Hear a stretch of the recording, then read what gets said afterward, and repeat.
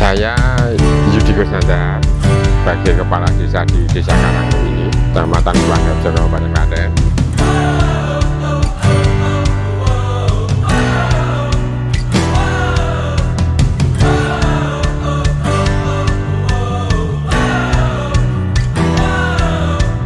Nah, Kapilaler itu salah satu sumber mata air yang ada di Desa Karanglo, tetapi berdekatan dengan Desa Ponggo. Desa Ponggo itu di dekatnya Kapilaler punya yang namanya Umbul Sigedang.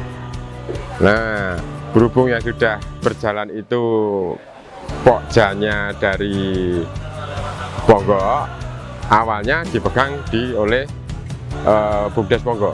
Setelah itu dikolaborasikan, dikerjasama antar desa, antara Desa Karanglo dengan Desa Ponggo. Itu dikolaborasikan, kita kerjasama bareng, digabungkan antara Kapilaler dan Sigedang.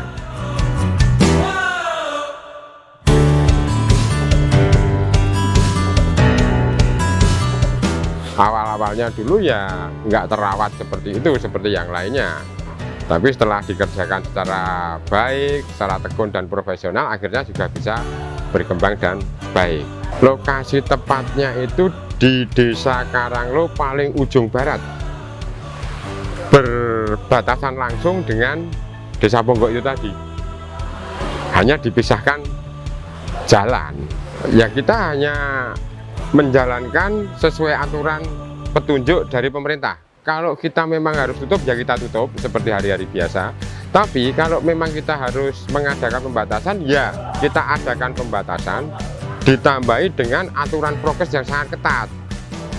Misalnya setiap minggu juga diadakan penyemprotan, pengunjung yang masuk juga harus kita cek suhu dan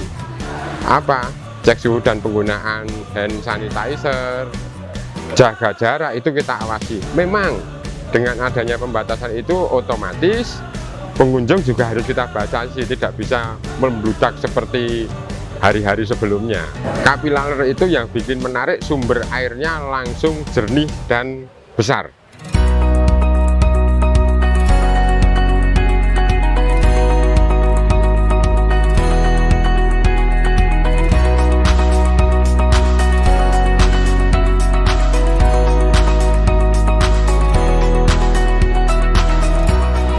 Sumber air Kapilaler dan Sigedang itu dulu yang merupakan sumber air yang digunakan oleh pabrik gula yang ada di Ceper.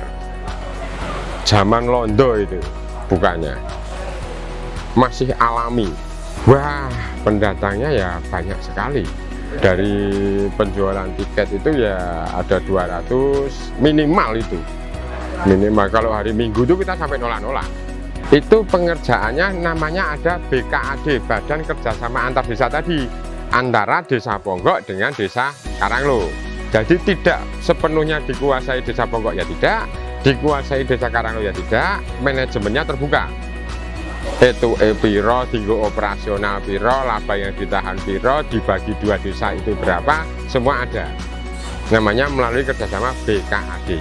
Alhamdulillah dengan adanya Pok Darwis atau Pokja yang ada di Ponggo yang bekerja dalam BKAD itu, kita hanya sekedar memonitor kalau ada kekurangan-kekurangan. Alhamdulillah sudah bisa berjalan tanpa pemerintah desa itu langsung terjun menangani, itu sudah bisa berjalan.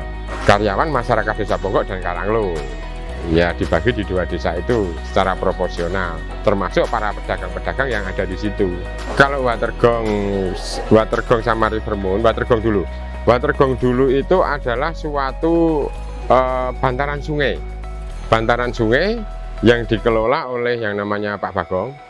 Setelah dikelola untuk memelihara ikan, dan seiring berjalannya waktu ada restonya juga, delalah kemarin pandemi itu suatu hal yang merugikan tapi juga menguntungkan. Merugikan karena ikannya orang laku-laku, menguntungkan karena dengan adanya ikan yang nggak laku, otomatis di sungai kan banyak ikan yang nggak dipanen. Otomatis pengunjung datang dengan banyaknya ikan di situ pada seneng. Pengelolaannya itu kalau bantaran sungai kan bukan punyanya desa, itu punyanya pengairan. Itu langsung sama pengairan, Pak Bagong yang sebagai pengelola kalau ada masukan juga memberi kontribusi ke Dukuh.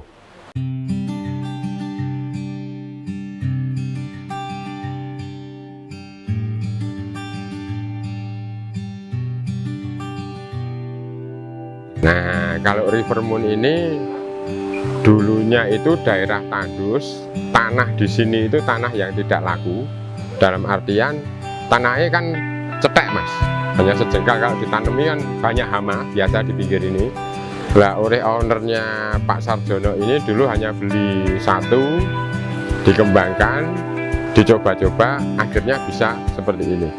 Nah, saya hanya berpesan kepada kedua om saya itu, kalau mau bikin usaha di sini ya usaha yang berkontribusi kepada warga masyarakat sekitar.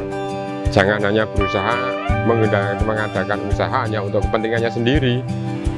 Alhamdulillah sekarang ya pekerjanya juga banyak yang dari warga sekitar sini.